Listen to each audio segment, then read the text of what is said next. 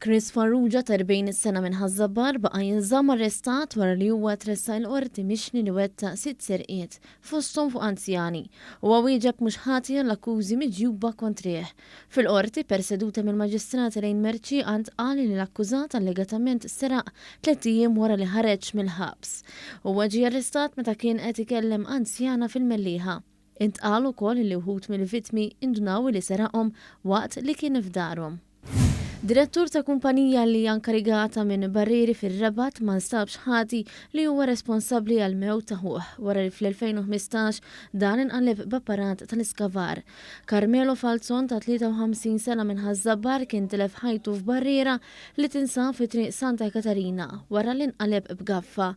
Fost ix-xhieda kien hemm Charles Mikallef, rappreżentant tal-Awtorità għas-Saħħa u s-Sigurtà fuq il-post tax-xogħol u l-Avukat Mario Buttigieg.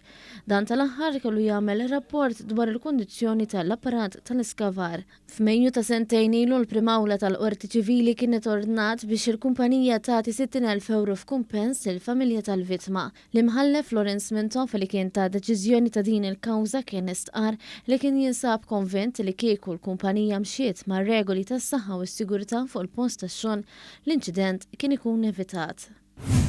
Justin Bartolo ta' 38 sena minħal orminata 9 xhur ħabs sospiżi għal sena wara li ammetta li gref karozza privata tal-ispettur tal-Pulizija Eltin Taljana f'Ħaltarxien. Fil-qorti ntqal li l-akkużat diġà ħallas għad-danni li jagħmel bl-ispiża tammont ta' ftit aktar minn 2,000 euro u nqabad minn filmati elevati mill-kameras tas-sigurtà. Ian Zammi ta' 32 sena miż-Żejtun baqa' jinżamm arrestat wara li ġie akkużat b'ħasil ta' flus li ammontaw għal 84,000 euro li allegatament kienu ġejjin minn attività marbuta ma' droga. Il-prosekuzzjoni qalet li fil-pussess tiegħu instabu 2 kilogrammi kokaina. Fil-qorti l-Ispettur Alfredo Zammit qal li l-akkużat ipprova jarmi aktar sustanzi ta' droga ġo sink fid-dar tiegħu.